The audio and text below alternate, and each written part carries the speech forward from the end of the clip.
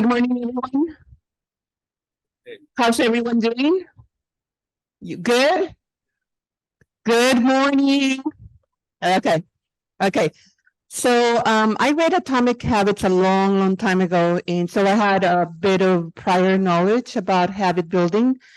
And one of the things that I wanted to commit to at the beginning of the semester was to go into the classrooms and provide a welcome. And why did I do that? I think that students, when they come in, they really recognize that gesture of welcome and that we care. And I did, I think, 5 to 6 presentations. When I come into the classroom, I give tips. I tell a little bit about my story. I tell them that I'm a community college student, so I relate to them. So anyway, I did 5 to 6.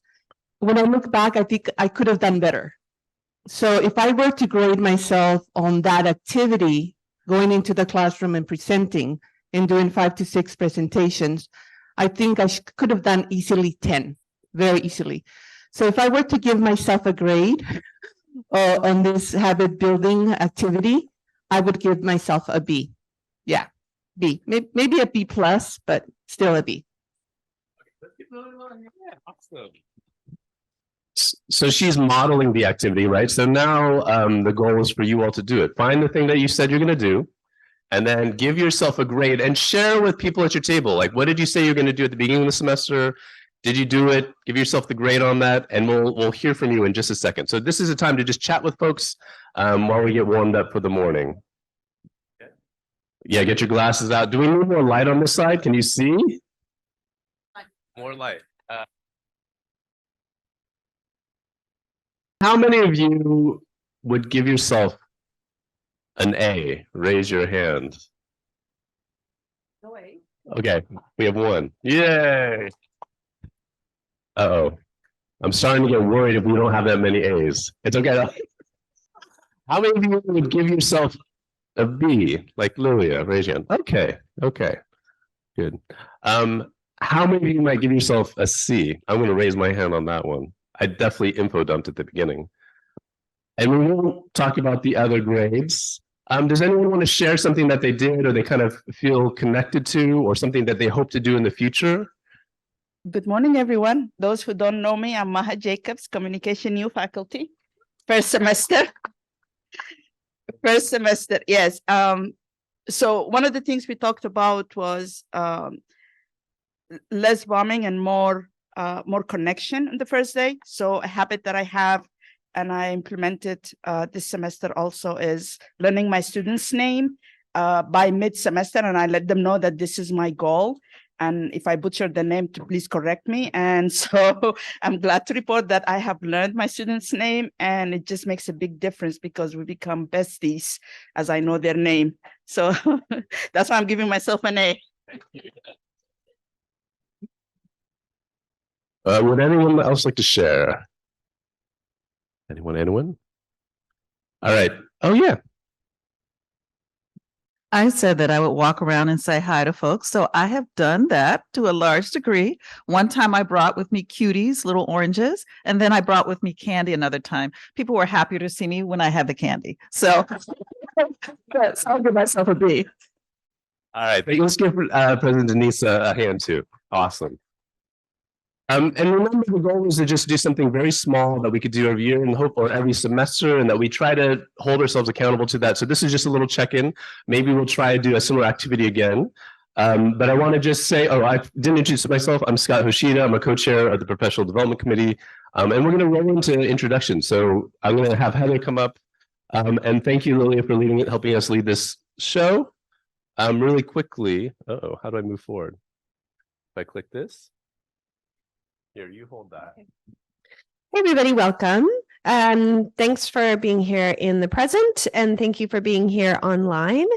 We're going to kick off our day today with a few updates from campus leadership. We'll start actually with our Academic Senate President, Matthew Freeman, is going to come up and say a few words. And then if we have, I don't see Tom Rizza, but he was going to come up and speak for Classified Senate. If he's not here, then after Matt, we're going to move to Roberto Gonzalez, who's going to be speaking to us as SEIU shop.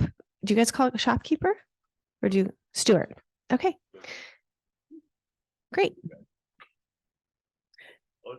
Oh, yeah. And so, sorry. And actually, let's just, before we kind of dig into the day, we want to talk a little bit about the gratitude that we have for all of the folks that really, really help put this day together. And I'm going to say everybody's name because I think it's really important.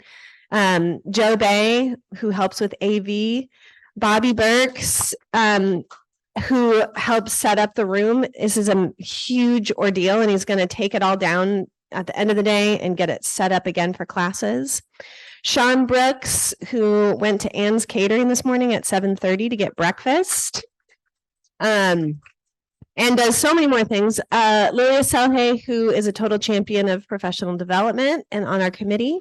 Lisa Crawley, who is our newest PD committee member and is going to be holding down Zoom for our afternoon plenary.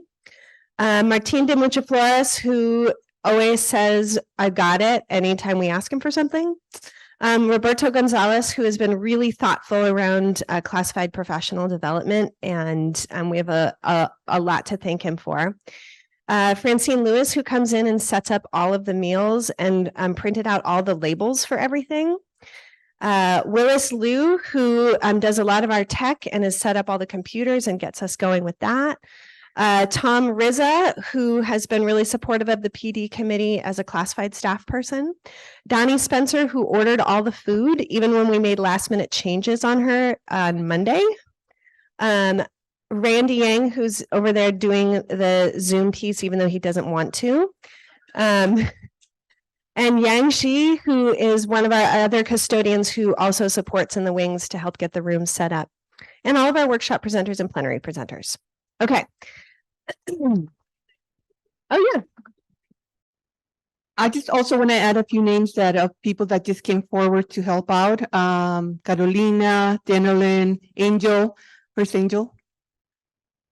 And the team, student workers, Seidel. So I just want to make sure we don't leave anyone out. Thank you, everyone.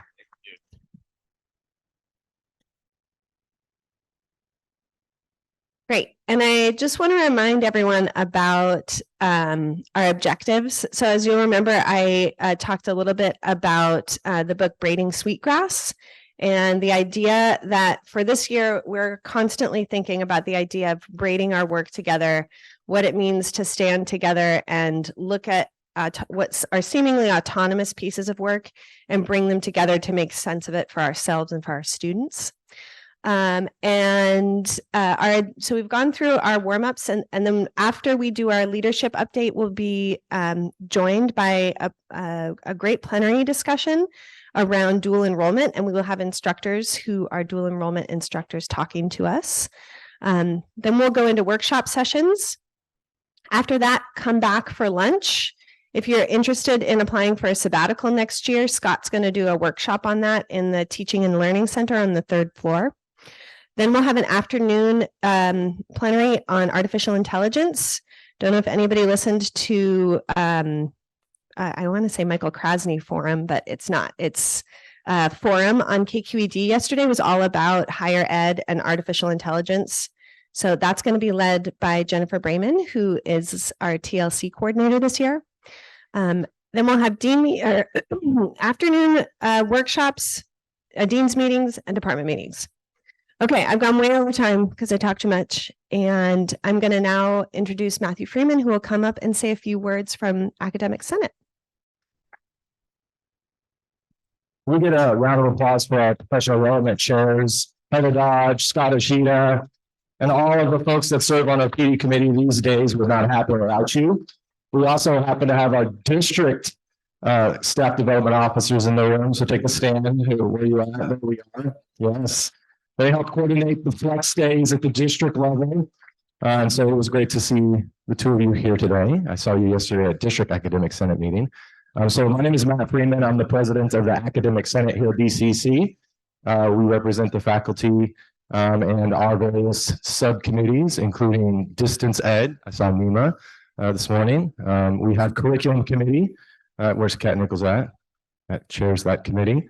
We have our career ed, we have Charis Council, our affordable materials and ZTC work, Jenny Yap and Heather Dodge, and what am I forgetting? We have well, we have a lot of assessment committee. Yeah, we have our assessment committee constantly going into our work and looking at ways to improve student learning and student success.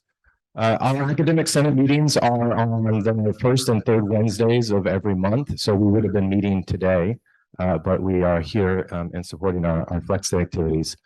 So I just wanted to welcome everybody this morning and wish everybody a good flex day. But the last thing I wanted to do was to recognize a colleague of ours that unfortunately passed away just a month ago now. And she's a colleague dear to my heart. As many of you know, I teach political science here on campus and have been here for the last 15 years. And this woman has been a mentor of mine and was here from the beginning. And so she's been a colleague of mine for the last 15 years. And she passed away, and I'm talking about Marge Haskell, who was a political science faculty member here for 16 years. She was here the year before I was hired. There's a write-up about her on the back of the agenda for today on the very back page. I encourage you to read that. She was an amazing colleague, an incredible activist in our area. She loved the Bay Area. She served on the Oakland City Council for many years and helped to nurture and support and bring about positive change in our community, in our state, in our country. And I want to recognize that life and that work and encourage all of you to reflect on colleagues and mentors that have been in your life throughout the day as we continue to participate in our professional development, because sometimes these folks are taken from us too early. Cheers to Marge, rest in power. And thanks to all of the work she did to transform lives here at BCC and throughout the rest of our country. Thank you. I believe Tom Rizzo is in the room, so I'm going to hand it over to my tri-chair of College Roundtable, Tom Rizzo, the president of the Classified Senate. All right. Thanks, Matt, for those beautiful words. And just be very quickly. Oh, yeah, for sure. So my name is Tom Rizzo. I'm the Classified Senate President, and I'm happy to be here with you on Flex Day this morning. Just very quickly, we have a couple of workshops today that are for our classified professionals, so I hope that all in attendance could join them. One is about professional development opportunities for us and funding. So we're really looking forward to getting input from all of our classified professionals in the room, and that's basically it. Have a good Flex Day.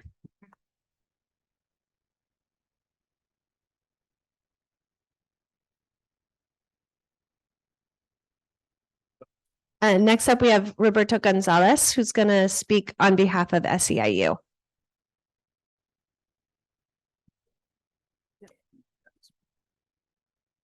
Put the mic in your hand.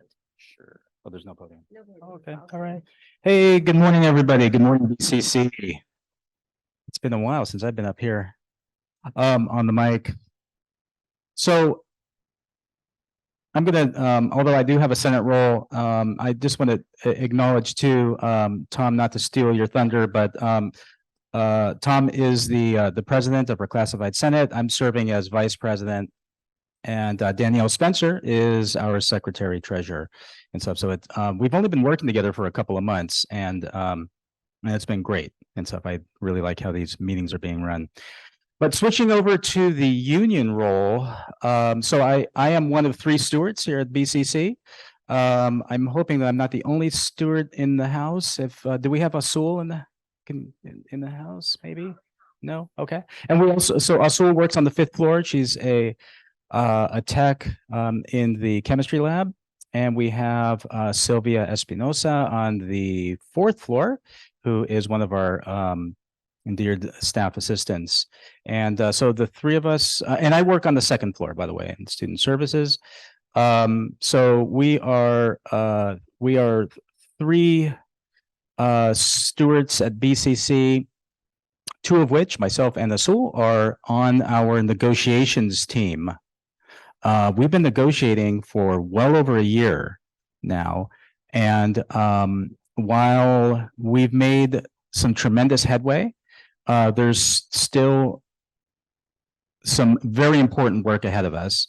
We're still trying to finalize our vacation, how we accrue. We're looking to transform that and to make vacations more of a reality and a thing that we need to honor in terms of our own mental health and stability.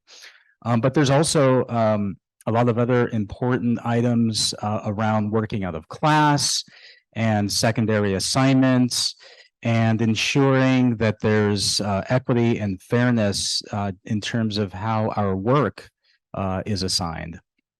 I do want to acknowledge that it's hard not to brag about BCC. And here's one great statistic about BCC that I think everybody should look up to around the district, is that BCC has about a 98% membership in our union, meaning that we 98% of us pay dues to the union, which is a significant number over the rest of the district when you look at the campuses. There's a lot to be said for solidarity, and I think that the actions that have occurred, the unification, the outreach, it is shown, it is illustrated in that particular number, and we hope to get to 100%. We think we will do it actually by hopefully by the spring semester. And but nevertheless, I'll just leave you all with this for those staff who are watching this on Zoom or in this room. It is important to communicate with your stewards. The contract is large. It's whenever I open that contract, I always learn something new. I encourage everybody to take the time to just read a small passage out of it, browse the table of contents. You will be surprised what is in that contract.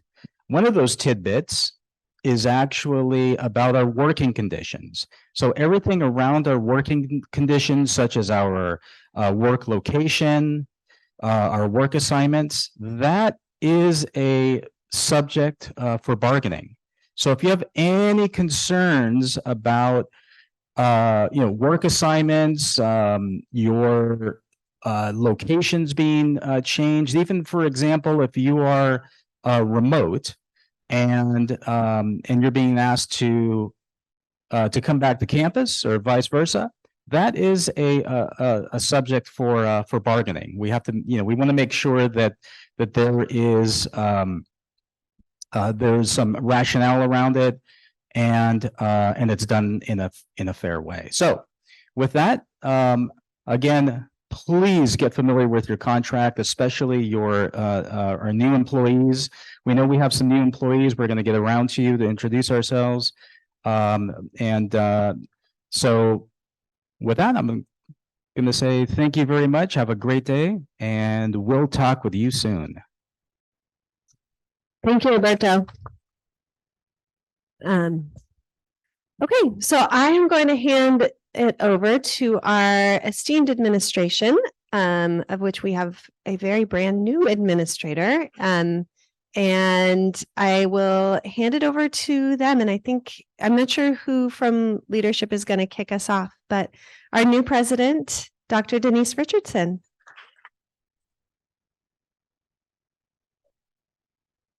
You want this, or are you going to go there?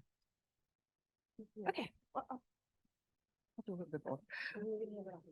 Okay, thank you. Go ahead and click away if you want. Oh, great, thank you. Good morning, everyone. Good morning, Berkeley City College. You all are some really special folks, and I'm just so honored and so excited to be here to work alongside of you, to pull my sleeves up, to get this work done, right? We have some amazing students, and a general observation that I have is that over the 3 months that I've been here, our students are happy. You know, that they're smiling, they feel supported, they feel cared for. And I honestly believe that they are getting the best possible education. I happened to go around the 5th floor last night or yesterday afternoon, actually, and I just saw students with faculty who were just rapt that they were engaged in, it was office hours. Actually, I saw you, Matt, and you were talking to a student. You didn't even see me. I was behind you. I was like, go, Matt, you know, but and then in student services, the patience, the information that's being provided to our students to let them know what opportunities there are for them. Just everywhere I go, I see it happening. And I just want to let you know that I see you. I appreciate everything that you're doing. And I'm just so excited to be here to work with you with this process. Now, I know I have a very short timeline, so I'm going to start talking fast because I've got a lot of things that I'd like to share. So let's click away, I said. Uh-oh. Okay, I could probably use some assistance. I haven't practiced with that clicker before. You just say next slide. Oh, okay, I'm okay. Thank you. Next slide, please. I think that this part has been covered. You all have seen me. You know I'm looking forward to working with all of you. So we can go to the next slide. Next slide. So as I said, one of the things too that I've noticed here is that BCC likes to have fun. We like to celebrate. So I'm right. So I'm so excited to have been, you know, a participant in everything that's been going on. The Pachanga was just off the chain, right? It was wonderful. The community was engaged. They saw us. They saw Berkeley City College on Shattuck in the house, right? So I was so excited to be there, to share with our students and to share with faculty and our classified professionals all of the festivities that we had going on. We had the DJ, as you know, and we were letting people know about the good news of BCC. So we can go to the next slide. So I wanted to give you all a bit of an idea about my priorities. I've shared with you before that I want to get to know all of you, and I've been trying. And I did learn, as I said, what to bring when I come. So that's going to happen. But I also want to invite people to invite me to your classes. I really do miss that engagement. I really do miss seeing students. I see students, but oftentimes if they have a problem. So I'd really love to see them in the natural, what I consider a more natural environment. And that's in the classroom. So please invite me. I'll come. Also, week event invitations. I just want to thank Carolina for inviting me to the Undocumented Student Action Week. She gave me a T-shirt. I wore it yesterday. So love the engagement that's going on. I also want to invite you to link up. A few of you have come. This is our opportunity to really engage about what we want to do moving forward. So I want to invite you to come and to my link up session. Also, I wanted to we're going to look at a little bit of data really quickly. I put it there for you to more review in your own time, but I think it's so important for us to look at where we are. And the only way that we can do that is to critically look at where we stand in terms of enrollment, in terms of completion, in terms of graduation rates. All of those things are super important. So what I've done, and Tom and Pumi have graciously agreed, is to put out a data newsletter, and you can expect about 2 of those a year. They are working hard on identifying the data that would be most helpful and supportive to you as you do your work.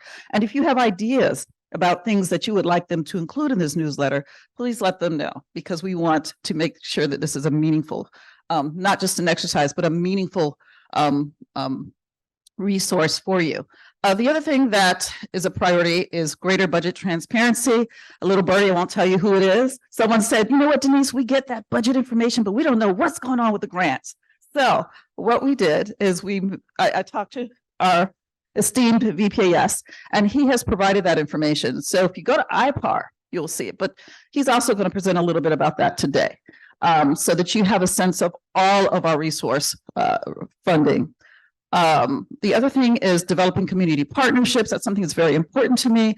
Dean Lewis and I went to Bear the other day for a big event that they were having. It was very exciting to be there and to know that we are part of something that is such a meaningful force within our community. Community involvement. When I'm not at board meetings on Tuesday evenings, I'll be going to city council meetings because they need to know we're here. They need to know what we're doing, and we need to be represented in those spaces. And if you'd like to join me, I would love that as well. You know, we need to come out in force.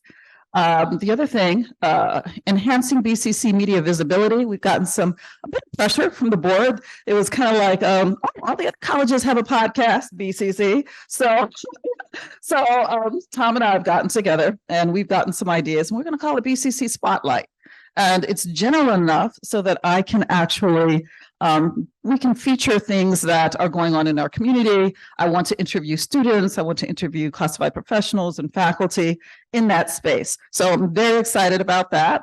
And we're going to start that, I believe, next week. So I think we're going to begin with a monthly segment.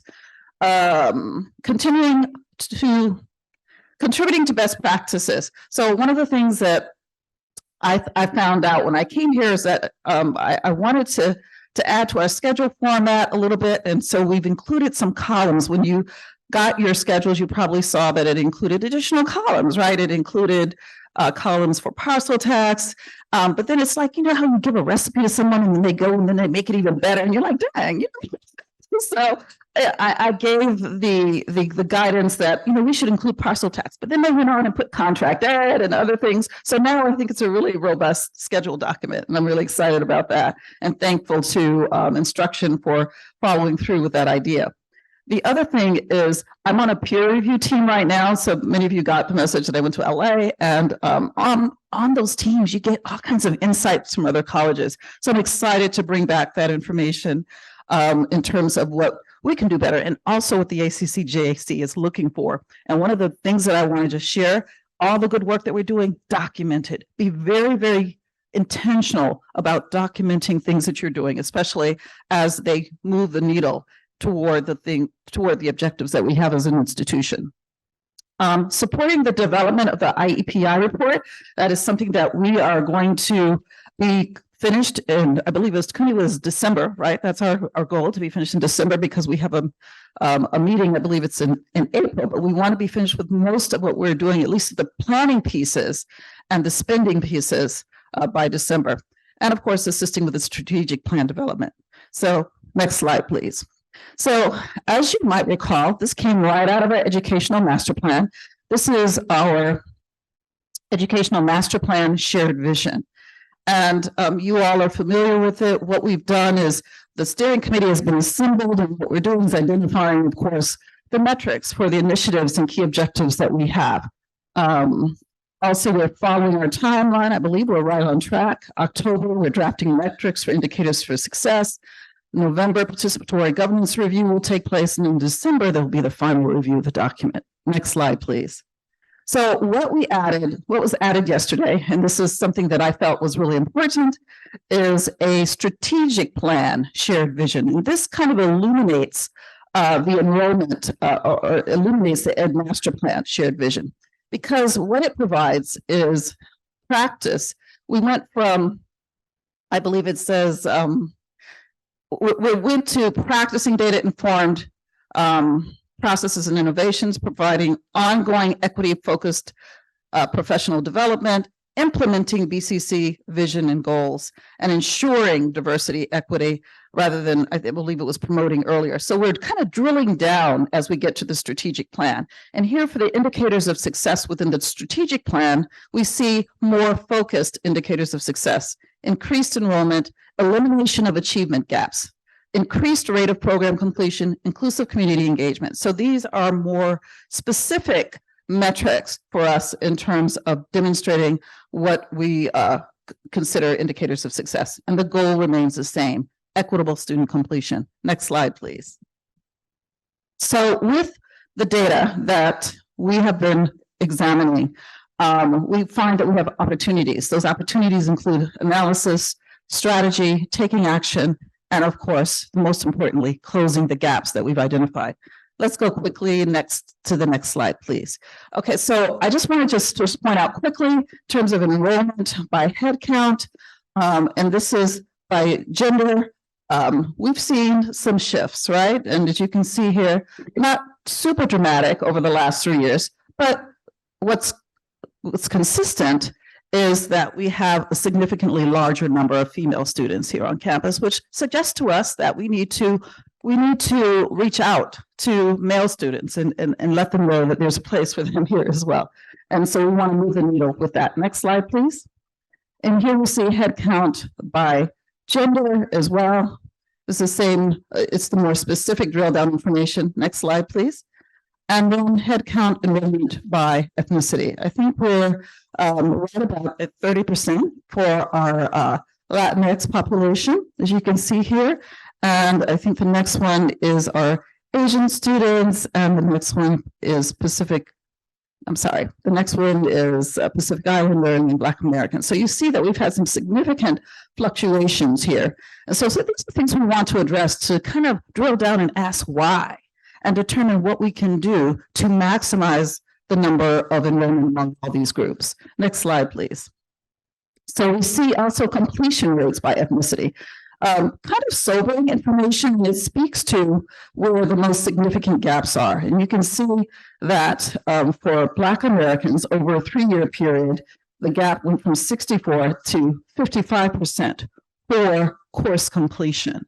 You see something similar with Pacific Islander. So these are some of the gaps that we're really focused on addressing. Next slide, please. And then completion rates by gender.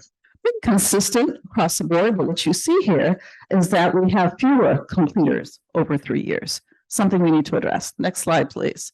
Degree completion. Now, this was something I was actually pretty happy about. What we see here in terms of, I'm sorry, the next slide is what I'm happy about. What we see here is degree completion. We see that among Black African American students, we see that it's gone up, degree completion. So that's some positive news. Course completion, not so good, but degree completion, good. So looking at some of these things, I think is really valuable as we move forward. Next slide, please. The good news is we're up for it, right? We have all of the components that we need to achieve the goals that have been laid out in the Ed Master Plan. We have the data, we have the plan, we have the dedicated faculty, classified professionals, student leaders, and administrators. And we are making progress, as evidenced by the slides that I just showed. Lastly, we have the motivation to build upon what has become an incredible legacy here at Berkeley City College. Next slide, please. This is one of my favorite slides. So the best way to predict the future is to create it. I'm looking forward to creating our future with all of you. Thank you.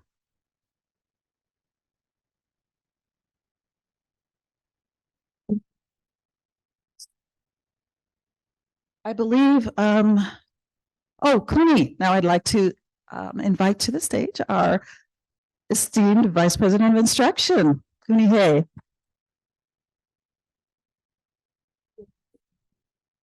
Thank you. Good morning. We're going to go really quickly, and you're going to be provided with the slides so you can take a look at it. Next slide, please.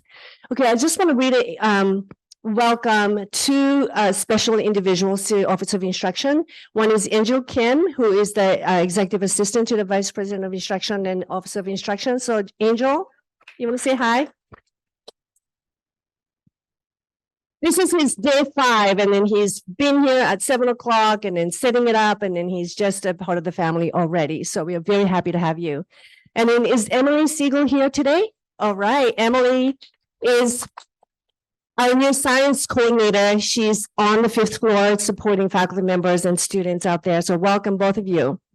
Okay, next slide. Just a really quick highlights. What we're doing is that we are, all of us are doing the APU annual program review, and then that's going to be done by the end of November. And then also schedule development. Thank you to department chairs and then the faculty members being wonderful leadership, providing wonderful leadership to recommend us the ways in which we think about offering courses. So that's really important. And then that's happening, and then that's going to be ending very soon. I started the roadshow about AB 928, and then 1111, which is the Kelly Get C, and then also common course numbering. We really need to start connecting the dots, and you'll hear today in the morning about the dual enrollment pathway making that is really framed within this concept. So we have a really great leadership that's already making the headways. And then from the two divisions, we have a lot going on. As you know, the state chancellor's Vision 2030 is really focusing on the apprenticeship and the ethnic studies, ADT, and then so forth. And then so we have 3 grants, as you can see. You can just read this, but then apprenticeship is one of the really focused areas for our students to be able to get jobs, and then training while they're here studying, and then also gaining experiences. And then we have a MESA grant. Temporarily, our office is going to be 2000 Center Street. And then we're in the process of hiring a director. Both are required by the grant. So we're excited to go through the process. And then also learning aligned education program, one of the work-based learning that we are focusing on, and then that's in its way. So we're going to be visiting a lot of different offices and then connecting the dots and then making sure that this infrastructure and then implementation works. So I think that's it. And next to Sean. Thank you, Cooney. So just a couple quick updates. We'll have the next slide. So as you're aware of, or you may not be aware of, our front door is starting to show its age. I think it's been in existence here since 2005, 2016. So the shelf life of that is wearing out. So it's difficult to lock as well as to close. So in terms of ingress, egress, we have a new front door project that will kick off December 11th. We staged this project to have the minimal impact to the college. So essentially it's just a week of finals and over winter break period time frame. So it's about a 6-week process. That complete front of our building will be completely closed. Access will have to take place. The east section of our building, when you come to the ramp by the LRC, that's where you can take access to the building at that point in time. There'll be more information, but this will kind of enhance the outlook of our campus aesthetically. Next slide, please. These are some of the benefits. Newer hardware technology will hide some of the materials that you're seeing currently right now. It'll be easier to secure the building, provide longevity, and obviously, once again, our current door is past its useful life, so now it's time to refresh it. And we were able to schedule this project to take place over winter break as opposed to the middle of the semester. At one point, we were looking at having this project the months of months of October, November, which would have been a little bit more chaotic. So at least this kind of has it take place at a level of time where there's less visitors and students are not here. Next slide. So the next 2 slides, I'll just briefly touch upon our budget. And so our Fund 1 balance currently is about 16.1 million after 3 months. So essentially we are a quarter through the year, which means that we should have incurred 25% of our expenses and have 75% left. We're almost right there. We're at 71%. There's a few anomalies here in the business office because we incur expenses and encumber expenses up front, such as a rent next door at 2000 Center Street and our parking garage expense. Those amounts have already been accounted for. So as you see in cost center 831, as well as utilities, those are less than 75%. But across the board, for the most part, all the other cost centers are looking well. Just a word of caution, we have a very lean budget. So we're monitoring our expenses on a monthly basis to ensure that we will end the year with a positive variance. So we have a budget that can meet our needs, but essentially there's really not much room for error here. So just encourage you all to continue to monitor your budgets and cost centers accordingly, and we'll continue to provide regular updates. Last slide here.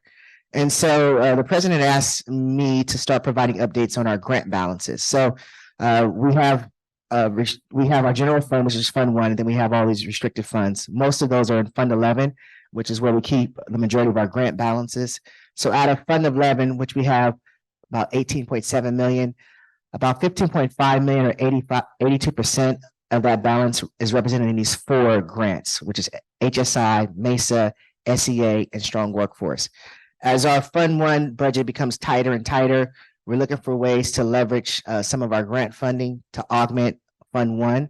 So we'll start to pay, which we already have been, closer attention to see ways where we can, as long as they're allowable expenses, which obviously they will be, where we can shift some of the expenses to some of these grant funds as opposed to having an impact to our Fund 1. So pay attention to more details to follow in the future. And that concludes our update. Thank you. I think Stacy's not here today, so I think this will conclude our executive. Oh, well, Amy's going to provide an update. Great. Do you need me to hold your mic?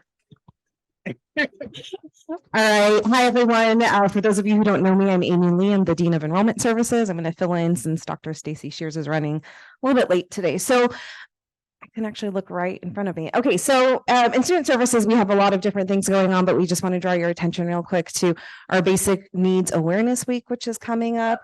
Where's Izzy? Oh, hi, Izzy. Okay, and so there's been a lot going on in student services and in basic needs. You can see all the events that are coming up. And we want to thank folks for donating clothes for the BCC Buddies Closet. And I think today is we're still accepting donations. So make sure you start to kind of clear your closets and, get a little bit of, get ready for Black Friday sales, I guess. Okay, next slide. In addition, in terms of other services we have for students regarding basic needs, we have basic needs support available in room 15 for, I think there was like a cool little video that was on our Instagram regarding our basic needs area. And so that's something to check out. For our nursing and lactating mothers, we have a nursing pod on the first floor, which is now open. So folks can have privacy and, tend to their needs in terms of a dual role of being a student parent. We also have showers available for our unhoused students Monday through Friday from 2 to 4, and students can sign up as needed. And so this is really an important resource for our students. And this is actually a mandate statewide. We have shower facilities to make sure that those are open for our unhoused students. So that's a really important piece of information that you can share with your students as well. We have about a new infusion of funds coming up from Project Success for emergency assistance for our students. That'll be housed through the Basic Needs Center, and also additional emergency funds through grocery and Clipper card. Next slide. Okay, in terms of dual enrollment, Scott, can you scooch? Okay, thank you. In terms of dual enrollment, this fall, we're really focusing on promoting retention and success amongst our dual enrollment students. We have about 13 upcoming workshops in OUSD that's kind of all about dual enrollment. So the benefits that students have as a BCC student, even as a high school student, services that they can access, and then also a little bit about demystifying college, things like what is office hours? Everyone keeps saying to go to that. I show up, I'm too scared, I don't even know what it is. So we're just trying to give some of our dual enrollment students the tools to complete the classes that they're enrolled in for success. We also are inviting our students to come to BCC. So most recently, we hosted about 90 Castlemont students, and upcoming, we'll be having some students from BTech and Berkeley High School as well. Let's see, in terms of spring, we'll be focusing on converting the high school class of 2024 dual enrollment students to becoming matriculating students, hopefully to BCC, and connecting them with our learning communities as well. And on this, oh, go back, come on, okay.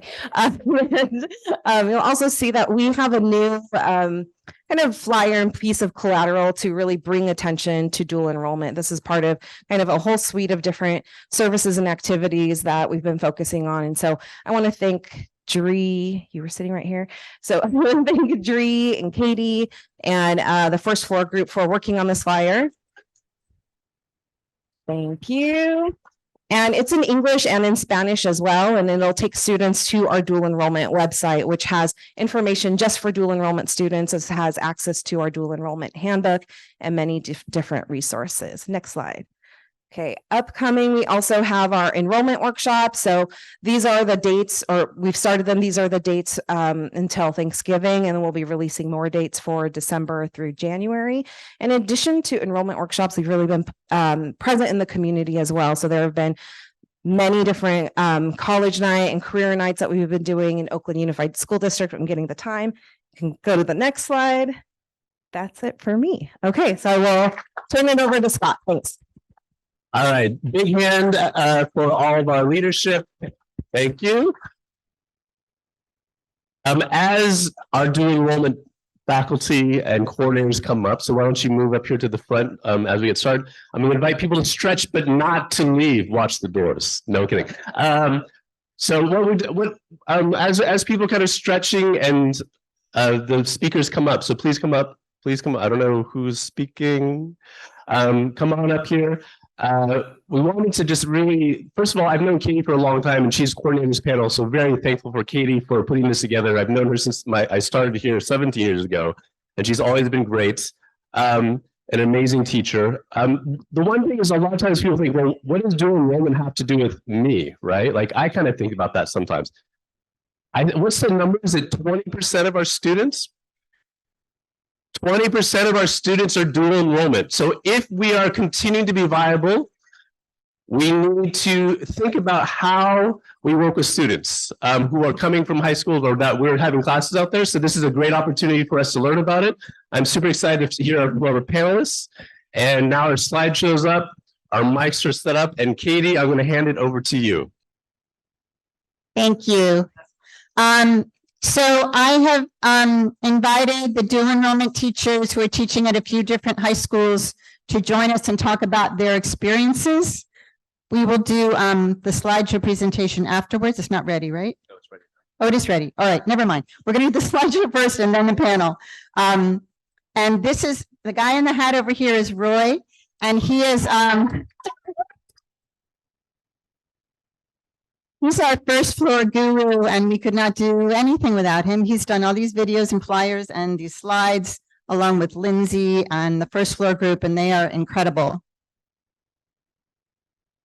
Okay, so can we go to the next slide? Oh, and this is Dree. I'm working with Dree.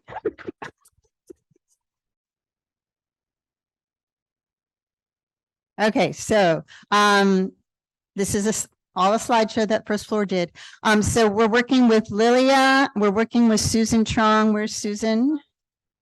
She's here somewhere. We're working with Gail Pendleton, and Lisa Cook did an amazing amount of work 2 years ago. We missed Lisa. I'm going to see Lisa tonight. I'm so excited. Excuse me. But she and Martine and I think Joya helped to write a grant for dual enrollment. And we have been working I've been working with them last year, but they started in 2021 because a fifth of our students are dual enrollment students, and we want to make it more equitable for students to be able to enroll at BCC, to feel supported in taking courses, and to advance. Okay, next slide. How do you know if you have a dual enrollment student in your class? Anybody know the answer? Okay, go ahead and show the answer, or click again and it should show the answer. It will appear as special admit on your class roster, but that also is true for adult ed. But that's how you know if you have a dual enrolled student in your class. Okay, next slide. Oh, if you can play it, yes. We'll see if the video works.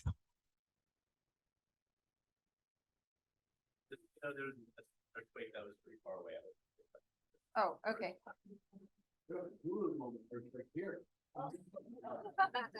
Unable to play video there.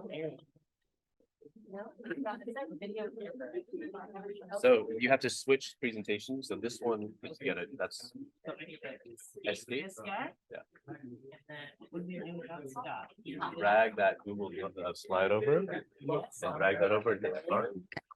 So we're going to play you a video that Roy and his colleagues made on dual enrollment, and this also features Dree and Skylar working in the summer with incoming ninth graders to Berkeley High in the RISE program.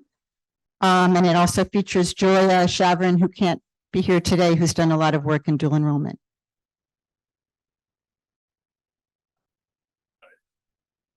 We will maybe come back to the video. It's not working, but next slide. Never mind. To the slideshow here. Is that correct? We will try to get the Forward, backward. okay.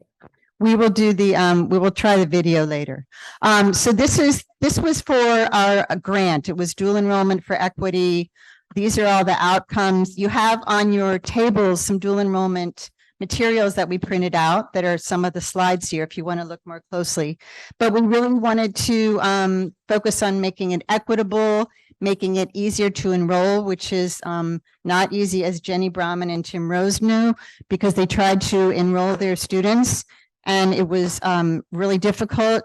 Jenny couldn't do it, so she had to get Lisa to do it. Tim, I think, gave up and went to A&R and did it through paper. So there are all these barriers for students to even enroll. And then once they get here, a lot of them succeed, but some of them, I think, wander around and don't feel welcomed and don't feel supported or recognized. So that's one of the things we want to work on. But we also have all these teachers that are going out into the high schools, like our panel today, who are in the thick of it dealing with all the high school students, and they're going to tell us about their experiences in just a few minutes.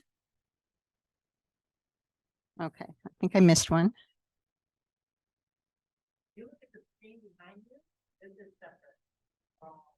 Oh. Following what you're doing. All right, never mind. All right, this is just quickly our dual enrollment equity framework. We want to have a DE program that's responsive to the needs of all our student populations. We want to advance diversity, equity, inclusion, and accessibility. Number 7 is align DE with our guided pathway. So that's our attempt to braid, Heather. So we're working towards the ACCs, academic and career communities, and hopefully all these will align. And then dual enrollment students will be able to come in and choose an ACC to go into, and then also hopefully come to one of the Peralta campuses. This is just a little bit of data, and some of this is in handouts on your tables. This is a special admit student enrollment. So you can see that from 2015, we've gone up a huge amount in how many dual enrollment students we have. These are the top 10 high schools in dual enrollment, and you can see Berkeley High on the right there is the highest one, and that's a lot thanks to Dree and Skylar and all their work with Berkeley High. They go over there when they have presentations. They bring students over there. They bring students over here. They have counseling and career classes, and they do a lot of amazing work. These are the number of sections and enrollments, and you can see again how high those numbers are getting for us. This is retention and course completion, and the dual enrollment retention and completion is a little bit higher than the average BCC student. This is dual enrollment by ethnicity with Latinx at the top. And these are our BCC DE resources. And again, some of these are on your table. So we have, this is a lot of work by Dree and the first floor team, but we have the DE website, which we will show you in a second, and Dree will talk about. The explainer video, which may or may not play, we don't know. The DE student handbook, and that's on a few of your tables, and this is all on the website. The outreach flyer, which I think Amy showed you, and career education DE pathways featured in a new brochure. So we'll show you that slide in a minute. There's also a DE student club, and a DE student at BCC just decided to start this club, and they have activities in the afternoons. And I think we're the only school that has a DE club, which is very cool. And then the DE student hoodies, which some of them are over there because these teachers have to, here is one, have to pick them up and take them to their students. So this was designed by students. Can you hold it up again? And show the back. It's our little marketing attempt for DE. Okay, Susan Tron is our new counselor. Can we have a hand for Susan? Is Susan here? She was here. She may come back. Anyhow, we were so pushing for a counselor, and here she is. She and Gail Pendleton are already working together, going out to lots of high schools, and we're really, really happy to have her. So she will be a great support. And also thank you to Gail Pendleton. This is the webpage. So if you look at the BCC website, you'll see all these things, and they can have steps for enrollment, see what the resources are. And Tom and Roy have worked on this, and it's really nice. And then we have this little video. There are all those things there. Again, I don't know if this video will play. Oh, wait, sorry.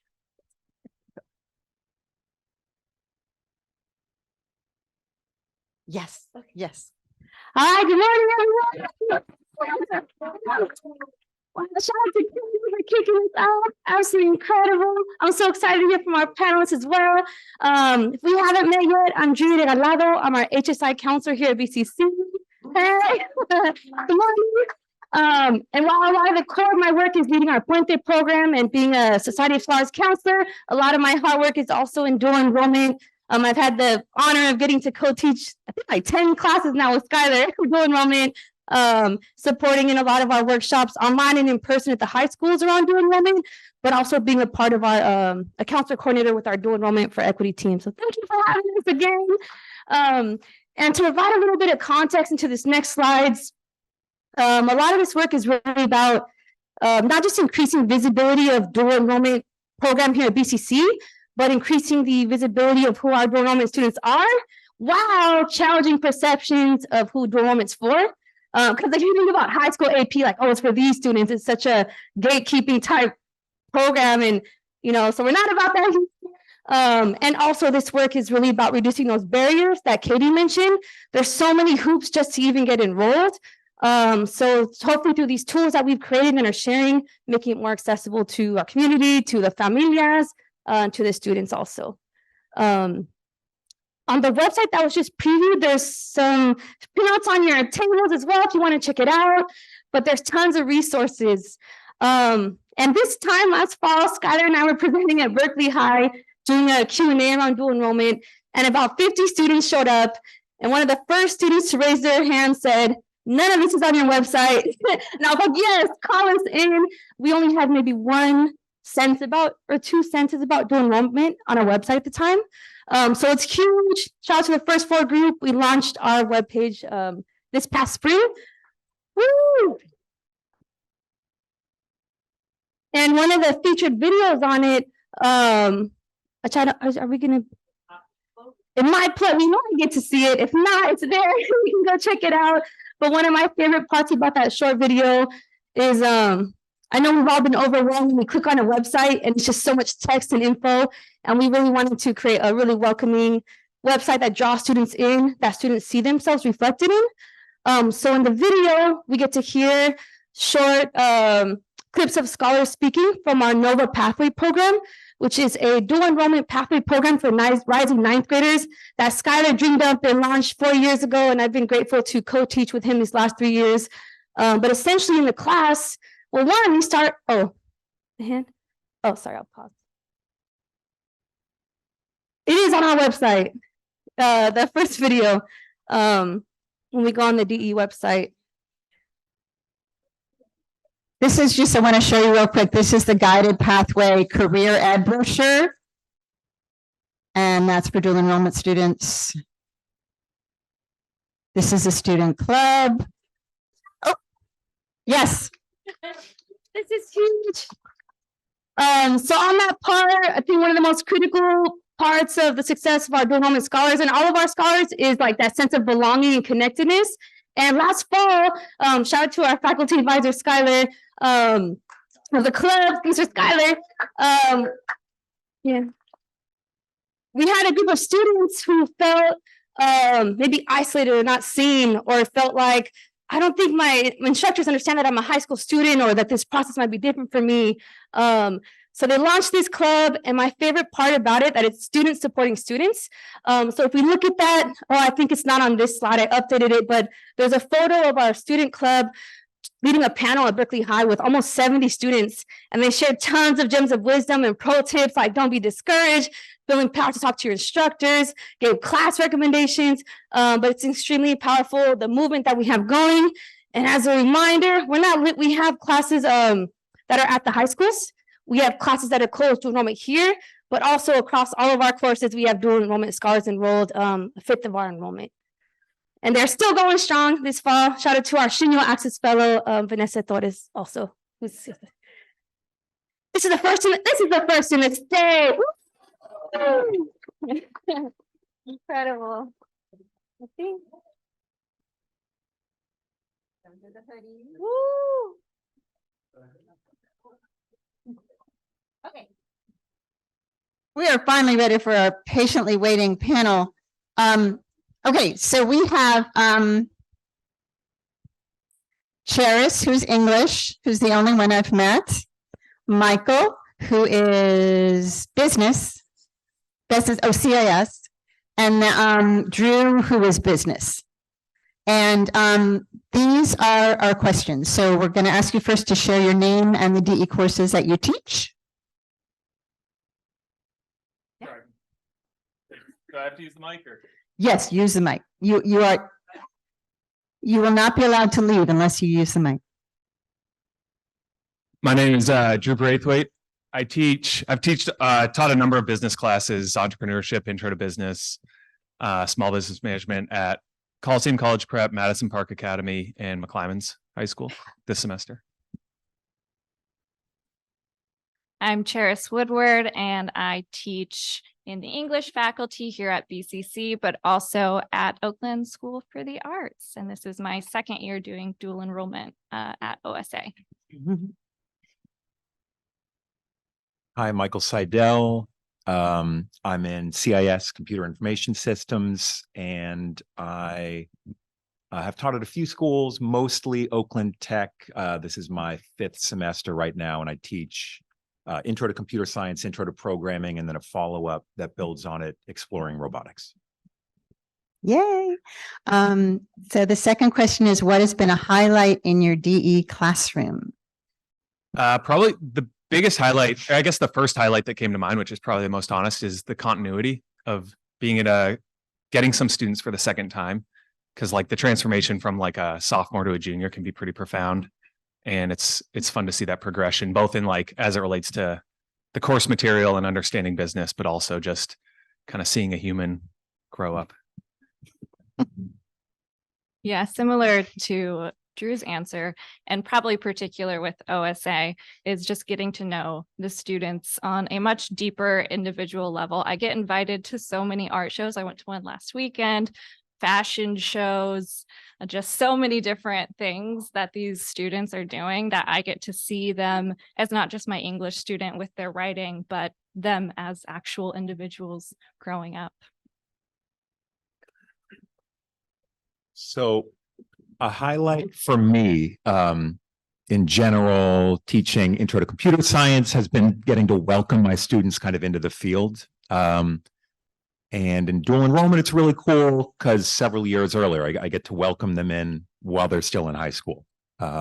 So, you know, they have different concerns, and you can just kind of get them excited about moving on with the program earlier than I would otherwise be able to at all. Thank you. The third question is, how have you adjusted your teaching style or methods in a high school environment? So I think there's two main areas for me. Number one, I've had to redefine kind of what the ground floor is for business information of just teaching in a college context. There's a little more, people have a little more life, a little more understanding of some of the terms. And in high school, I realized that, you know, they're high school students, and you just kind of have to start, you know, I had to start a click or two earlier, just foundationally. And then the other one is just a lot more structure. My answers kind of cluster here for a few of these questions, but there's sometimes less intrinsic motivation, right? They're not paying for it. They're high school students. Maybe, you know, they're just at a different stage in life. And so more structure in the classroom has been necessary. More repetition, kind of teaching a little more of a high school style for students that maybe have more attention drift than college students. For me, it's actually been really fun to work with particularly art students. I've been able to incorporate a lot more hands-on things that I wouldn't necessarily be able to do at BCC, both because I have so many different types of students, which is awesome, but also much larger classes. So at OSA, I can do things like book binding to make our own writing notebooks and having adaptations where they get to paint a picture based on the books that we're reading or whatever works for them in their artistic career, connecting it to the literature, to the writing in a way that I wouldn't necessarily think to do in a BCC classroom. So that's been really fun and hands-on and just a little bit, being a little bit sillier maybe in a college class than we would be in a college classroom with the high schoolers, just to get them engaged, get them willing to participate, to draw them out in their first college class. So I've adapted my style in that way. You have to, especially with English classes, which are discussion-based classes, you have to try and get them comfortable enough to talk. So I would say I'm a little bit sillier in my high school dual enrollment classroom than I am in my typical BCC classroom. Yeah, so I'm kind of careful not to adjust the material or the rigor. It's important that we don't make it easier for the high school students, because they have to hit the same outcomes so that they're prepared to move on to the next class, you know, in the series, and not at a disadvantage when they move on. But the teaching style I adjust, because I think a lot of high schoolers kind of more passive students. You know, they're legally required to go to high school. They show up and they're kind of on a 4-year ride. Whereas everybody who comes in as a regular post-high school college student is motivated to be there. And in my experience, you know, they have to actively go out and join. So I do have to do more kind of to make sure the students are engaged. And there's a little classroom management. People who have taught in high school will know about this. You know, sometimes you have to ask students politely to quiet down so other people can hear, stuff like that. There are classroom management concerns that don't really come up in the normal on-campus classes. So I think that's pretty much it. Yeah, the material stays the same. Sometimes it has to be explained slightly differently, but I make sure the material is the same. How it's taught and the classroom environment can be pretty different. Okay, Michael, you can actually just keep that one and we can just go back and forth. Okay, number 4, you kind of got into the challenges you've experienced teaching the DE courses at the high schools and what strategies and resources you use to navigate those challenges. Yeah. So one thing is that when you know, sometimes there are administrative issues that you have to navigate with your students on campus. Students coming with ad slips, petitions of all kinds, petitions for prereq waivers, stuff like that. But there's kind of a baseline level of support that you can assume all of your students have, and they can pretty much get enrolled in your class. I have had issues. I'm not going to mention the district, but there was a dual enrollment class that I had that was quite challenging because they just could not get the students enrolled in the California Community College system, you know, application. There's the 2 websites. And then in my class, which meant they couldn't get Canvas, which meant I had to kind of teach outside of Canvas. There are some real pitfalls there for these administrative things that you just assume on campus. I'm happy to talk more with anybody if you are having pitfalls like this or running into anything or just wondering what could happen in a dual enrollment class. Please do come talk to me. I'd love to give you advice or talk through it if you're having it. I think that has been the main challenge for me, the differing administrative support. It can be profound and something you wouldn't really think about until it happens. Or I mention it right now. So feel free to come talk to me. Yeah, even when things run fairly smoothly with the administration, I would say you have to account for like 2 weeks in the beginning of people not having Canvas in your classes. So you just knowing that is very helpful, that you're going to have a lot more hard copies of things, everything you do in the class for at least the first 2 weeks. Even with, I will say, OSA has been pretty smooth with the transition and they've been very helpful with the admin, but still, even with that, there are a few weeks where it's hard to get all of the kids enrolled both with their school, but also with our school, and then get them set up with Canvas. So that's certainly an administrative challenge. Also, just the classroom management. It's very different with a group of people that know each other and know each other very well. They've spent a long time together, and maybe 1 week so-and-so is not your best friend anymore, and you don't want to sit next to them. And those are things that you don't typically deal with at the community college level, but you absolutely will with the dual enrollment students. So classroom management, it can be quite jarring if you've never taught teens before. It was for me my very first term. I had a friend categorize it as emotional whiplash. Teens have a lot of big feelings, and some days they're really upset, and then within the hour they're your best friend again and so happy, and you're just still playing catch up. It gets easier as you get used to it.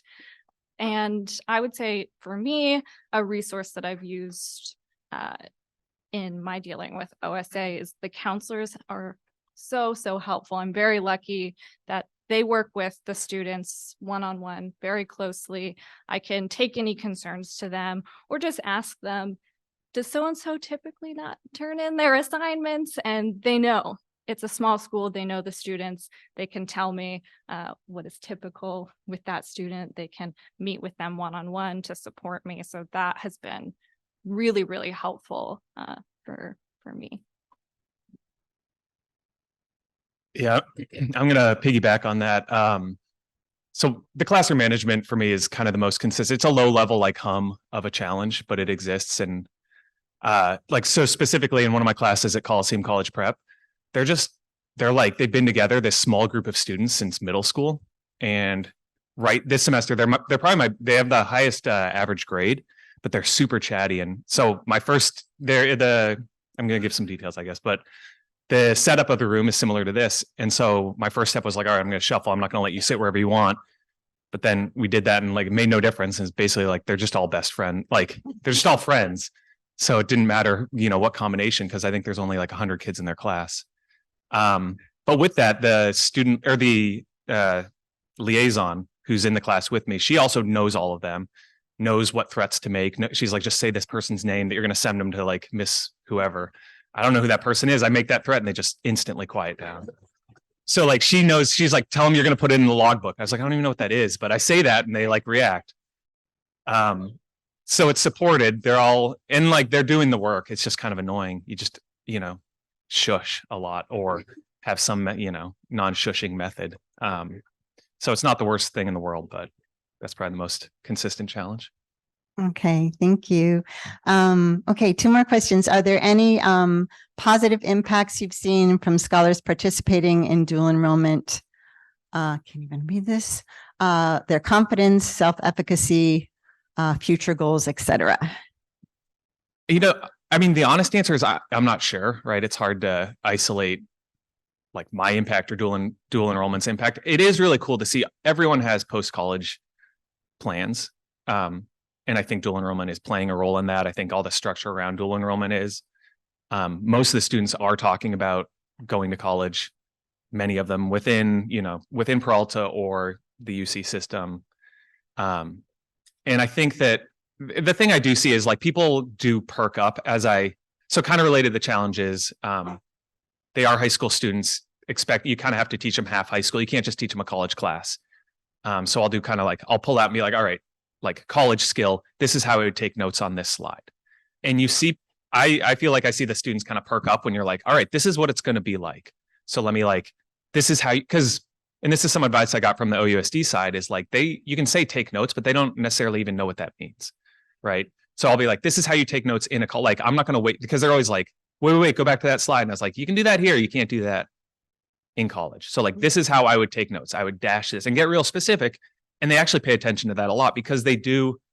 I mean, their prefrontal cortexes are forming. They're starting to think about the future, right? And they're like, well, at least some of the students are like, well, I'm going to go to college. I might as well learn how to take notes now. So it is cool to see them start being like, well, even if I'm bored, like, even if I'm not into it now, I'm probably going to do this. So let's pay attention. Yeah, I've had a similar experience. So using their futures, especially with juniors and seniors who are really starting to think about the future. So really connecting it, what you're doing is, hey, this is real college work. You're doing real college work right now. This rubric that I'm using is the same rubric that I'm using for my BCC class, and really emphasizing that can really up their confidence. And I've seen that. I do questionnaires the first week and the last week of class, and I'll get a decent amount of students tell me that they're very anxious about the level of work with a college class. And by the end, they'll usually admit, yeah, it was a good amount of work. Reading and writing take a lot of time, but I was able to do it. And I got a good grade and I'm really proud of myself. So I have seen confidence in my students. I will also say there's, and I mean this in the nicest possible way, a really positive impact with a bit of a reality check with them having to manage themselves for the first time, which a lot of students haven't done. Their parents are keeping up with their grades. Their parents are emailing their teachers. Their parents are really managing their whole lives. And I don't talk to their parents, right? We can't talk to their parents. So it's all on them. It's me and them, right? I tell them, it's me and you doing this. We have to work together. And so they're dipping their toe into that in a way that can be a little bit tricky for them. It can be challenging to get them to actually be an active participant, but I do think it has a positive impact in the long run. So they're not just thrown into college when they become a freshman and all of a sudden they're managing everything for themselves for the first time. So it's a good taste of what is to come and gives them the skills necessary to check their grades, to email their teachers, to do all of those things that they're going to really have to do in a year or two. Yeah. So, excuse me. I'm the positive impacts are somewhat different from the ones for non-dual enrollment on-campus students in that I'm very used to writing letters of recommendation for my transfer students, writing, giving them job advice, stuff like that. I'm very honored when they come to me for stuff like that. And like I mentioned, because we're getting these students at an earlier point in their lives, I had never written letters of recommendation for college admissions right out of high school, you know, for example. And so I've helped a few students who reached out to me for advice about what they should major in attending a four-year university right out of high school.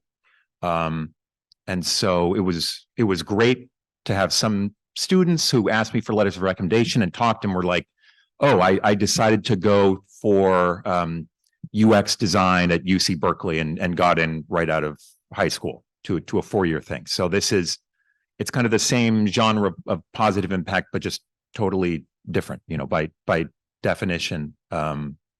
The non-dual enrollment students aren't going right into a four-year university. Not that that's less than, but it's different. So there's kind of a different category of things that you're asked for, you know, and they're not looking for job advice or a career switch right now. So it just kind of can be a different set of positive impacts that your students want your help with, which is interesting. Thank you. And lastly, what pro tips would you share with our colleagues about supporting dual enrollment scholars in the classroom, more specifically to ensure the success of our BIPOC, low income, and first generation scholars?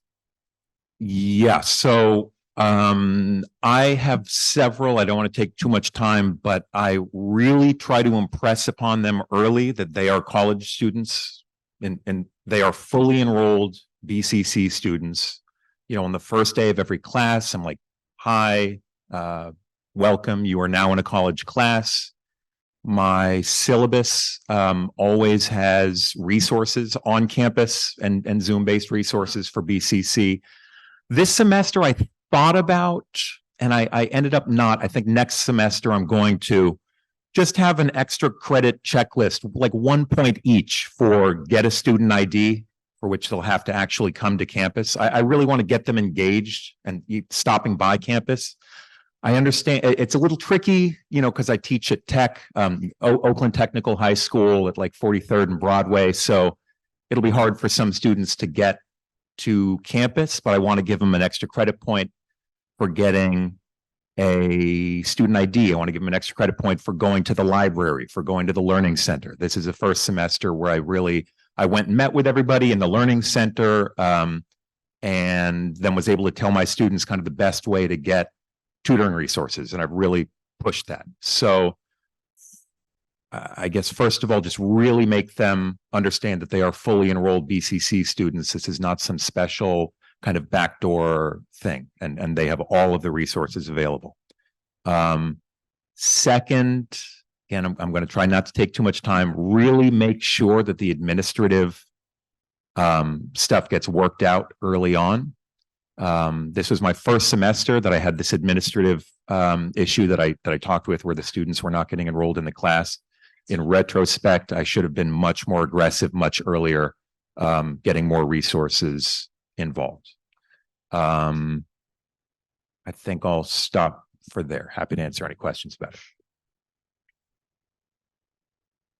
So 2 tips from me. The first one, I do individual conferences with my students. So any way you can actually interact with students one-on-one, I think is very useful for any classroom, but especially for the high schoolers. So I have a week where luckily they have their first period blocked out for me, even though we don't meet typically every week during every single day of the week. So I can take the time to have that week where I meet with them all one-on-one, which takes a lot of time for me, but is very useful. We can look at their progress, their grades, anything they need to work on with their writing, just really individual instruction, and getting to know them as a person individually, I think is very helpful. And it makes them more likely to come to you to ask for help, which I think is what we want to promote. So there's that.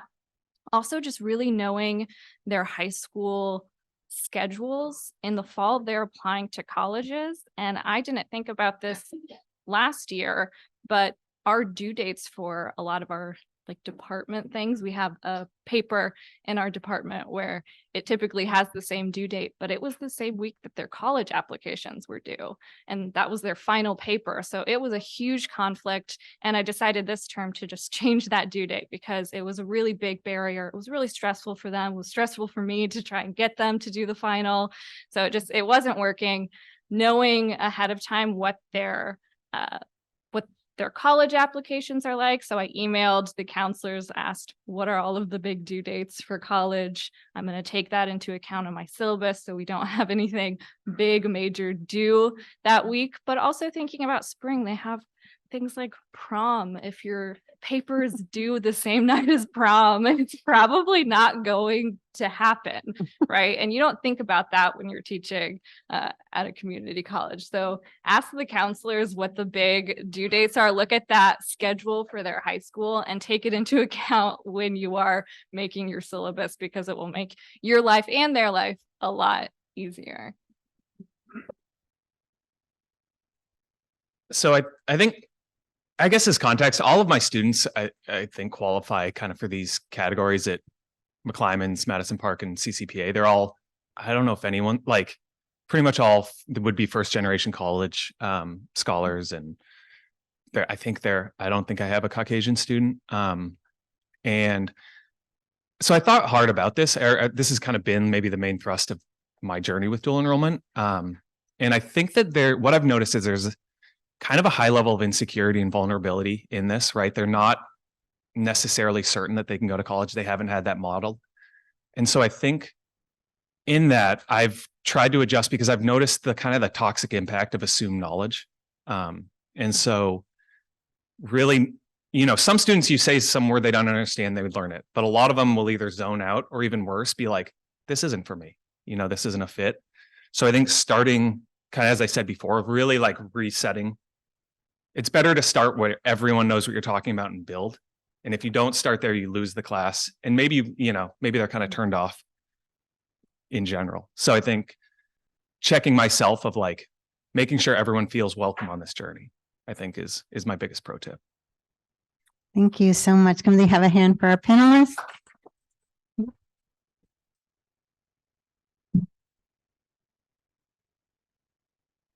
And it takes a special kind of person, I think, to go back and teach in the high school. So really appreciate your taking the time to come here and tell us about your experiences. We're going to try one more time to play the video, and if it doesn't work, that'll be it. So this is a just couple minute video. And this is also on the BCC website. So please, if you get your rosters next semester, check to see if you have a special admit student that is probably a dual enrollment student. You can direct them to the webpage and all the resources. You can send them to Susan Trong if they need any help. Gonna kill you, Mike. All right, we're Okay. gonna try. Joe told me what to do, and I killed the Zoom, so they're gonna have to just watch it through there. We'll see what goes. Sound. Crédito en Berkeley City College es una excelente manera para los jóvenes de preparatoria de adelantarse. Los cursos son gratuitos y This is one, but we had another one we wanted to do. Is this the one? Yeah, this is the one. This is the one. This has student voices, right? Is this the right one? Berkeley City College's dual enrollment numbers went up. We were serving more high school students than we ever had before, but not just serving high school students. We were serving them successfully. They were doing well in the classes. And we're trying to figure out what is going on at Berkeley City College and what supports are needed to continue that success. Enrollment processes, access, visibility of dual enrollment, not only here at BCC, but out in the community, creating intentional pathways around certificate and/or degree completion by time completing high school.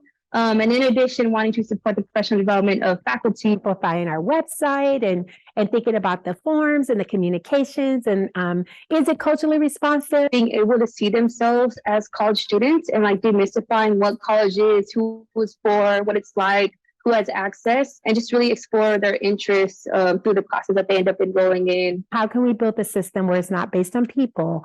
This incredible person at this high school and this incredible person at the community college, and just make a really seamless process.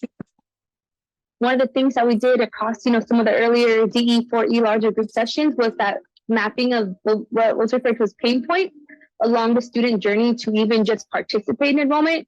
The different obstacles or challenges that make it a little harder to just do what you want, right? You want to offer this class at this high school to these students, the instructor that's going to be the right match, and the schedule, and then the enrollment process and all the other steps that we talked about. After we laid it all out, we had to do an analysis of what's missing. What do we know works well? Because equity means that not just this particular high school can access BCC seamlessly, but all of our high schools. Black and brown students and students of color who enroll in dual enrollment are much more successful in those dual enrollment classes than they are in those AP classes. Bridging relationship to programs like Puente and Emoja at the community college with our dual enrollment students, intentionally learn about what Puente and Emoja are, but also build relationships and kind of have some sort of coaching mentorship from current Puente and Emoja community college students. Dual enrollment was people pushed back on it. People really pushed back on but your kids aren't college students, are they ready? But now I feel comfortable enough where there's enough of us champions for our kids, and we're champions for the fact that Black and brown kids should exist in these systems, and the barriers shouldn't determine the outcomes for them. Some of them, specifically coming from Oakland Unified, who has this really amazing built-out program, have come in with 25, 35 UC and CSU transferable units already completed through their high school. If a student's not already taking A through G classes as an 8th grader, they're already behind the ball. There's no amount of remediation that can happen to get a student caught up if they're behind in meeting the CSU UC A through G requirements. They made us step back and meet internally and figure out some of the pieces that are needed and necessary that we can do right away. What have we been doing? What have we done right? What do we continue to be challenged with? And then how do we redesign? And in that redesign is connecting to our guided pathways. Exploratory classes aligned with each of the pathways, really intentional ones that are close for dual enrollment, where students are having the opportunity to kind of explore within an area of interest. And then that class could lead towards, continuing in that pathway or in that larger community. That there's these things that are living and breathing in these spaces. And the work we have to do is how these ecosystems are going to talk to each other. How these ecosystems are going to equilibrate with each other, right? So it's a give and take. These things are going to move. In addition to ensuring more academic success, that social aspect. So thinking about how we can scale up learning communities type models. So students are building community with each other and having a sense of connection to being a student. A lot of students who I've talked about dual enrollment might not recognize that oh, I am a BCC student, right? Or I can tap into all the other resources. I'm a student just like everybody else. How do you inject these concepts of hope and love into it, right? So that way students, our faculty, our classified professionals, our instructors, parents, right? Family members feel like we care. This gave us an incredible opportunity to want to change it and make a difference, to create structures and systems that were seamless and responsive to our students and families. I'm going to 8th grade. Yes. I feel empowered. I like having extra credit I can have and things like that, because it makes me feel more special in a sense. That gives me more it gives me a motive to start working on my future. So I want to go to one house and I need the college credit. And it made me think about myself, who I am, and it helped me open my eyes about, what I am, I'm shocked that I'm able to get college credit before I even start high school. You can make connections here and you can really further yourself and you can get college credits. So I thought that was really helpful. Yeah. So I can put it on my resume to help me get into a college like UCLA. And you already know what you need to do, what you need to get done, what work you're going to be doing. I want to go up to HBCU, I want to go to Cal, I want to go to anything because I have the grade point average for stuff like that. And if I get into Berkeley City College, I don't have to pay loans or get right away about a scholarship. I can just go straight up to whatever college I want to do. So I was going to community college and doing youth works at the same time. So I was getting the full workload of what it would be like to be actually older than I actually was. Because if I went to college and I had to work a job, I would have been doing the same thing. So I got used to doing that at a young age. I first started taking courses at BCC when I was 17 years old. I'm currently about to be a senior at San Francisco State University, majoring in sociology over there. And I'm going to be a second-year transfer over there from BCC. So I started here at 16. I did 3 years and I transferred out. And I'm just finishing up at UCLA. A lot of that was from the Emoja Scholars Program, helping me know which classes to take and not things of that nature. My name is Adam. I'm here. I'm a scholars mentor, part of the faculty here, part of NOVA. And I'm a former BCC alum as well as Emoja alum.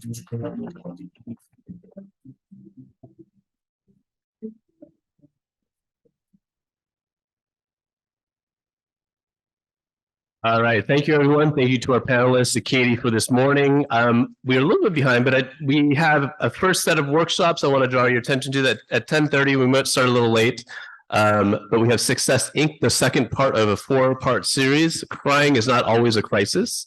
We have Kelly, and that's led by Tyler Bennett, I believe, and Cassie Benton. Kelly Purnell is going to look at ILOs. We're trying to reimagine what's really going on. Catherine is also going to do something on program pathway maps. So that's our guided pathways kind of workshop series. And then there's a classified workshop on financial literacy and financial health in room 451 with Roberto and Patelko. We'll have lunch back in here.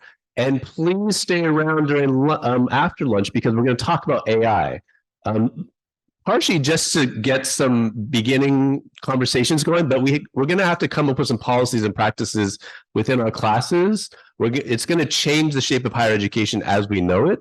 And we need to do that together. So this is an introductory conversation that's being led by the Teaching and Learning Center coordinator, Jenny Brayman. So we're excited to do that. And then we'll have our second set of afternoon workshops.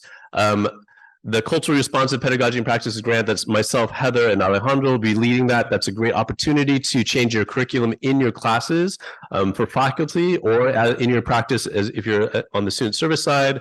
We'll have a course designed for all, which is around the CVC OEI rubric, and that can be for people teaching online or not. That's the second of 4 series.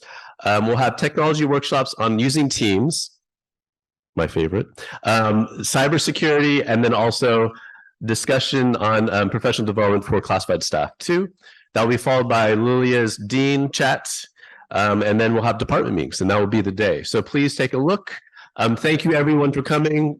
Take some food on the way out. Have a great day, and I'll see you, or be on the lookout for an assessment that comes out so we can get some feedback from you too. We actually do look at that. Thank you, everyone. Have a great day.